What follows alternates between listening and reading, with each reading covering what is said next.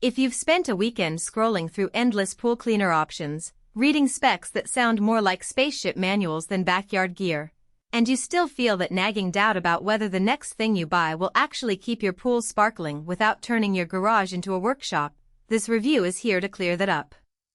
Link is in the description if you want to check the product details on Amazon.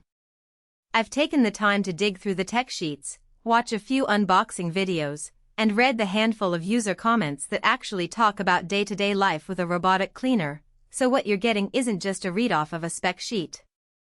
First off, let's talk about what a robotic pool vacuum actually does for you.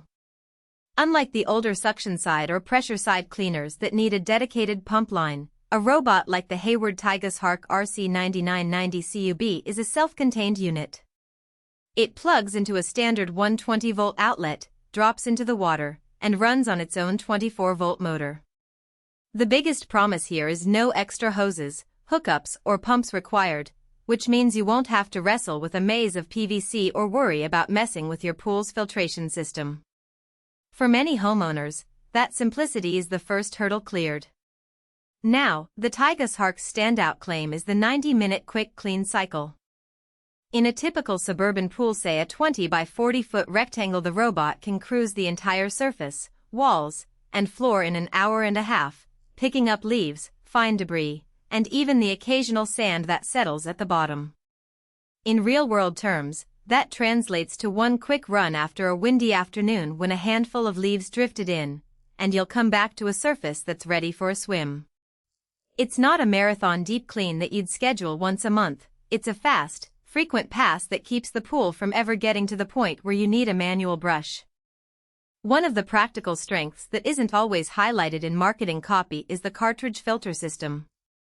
When the robot finishes its cycle, you simply lift it out, open the little compartment, and dump the collected debris into a trash bag. No mess, no splashing, no need to detach a big filter bag and wrestle it into a sink. For families with kids who splash a lot of sand from the beach, or for homeowners with a lot of pine needles in the yard, that ease of emptying can be a genuine time saver.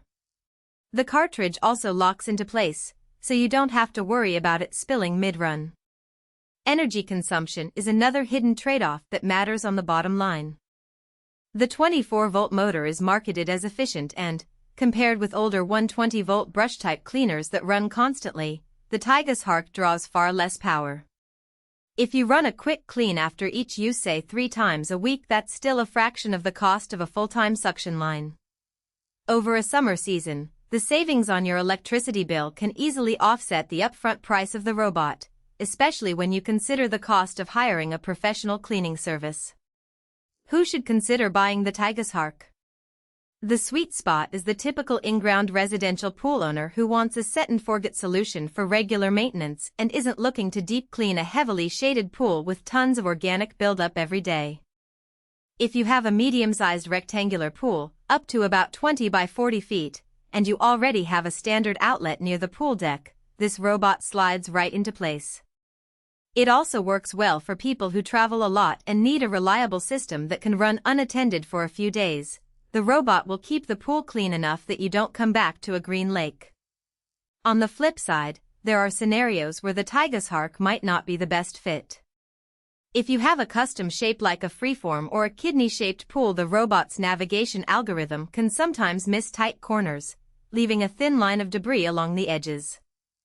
Likewise, if you own a very large pool, say over 30 feet in any dimension, the 90-minute cycle may not cover the entire volume in one go, forcing you to run it twice or accept a less thorough clean. And if your pool uses a saltwater system with high chlorine levels, the internal motor and electronics could see a shortened lifespan.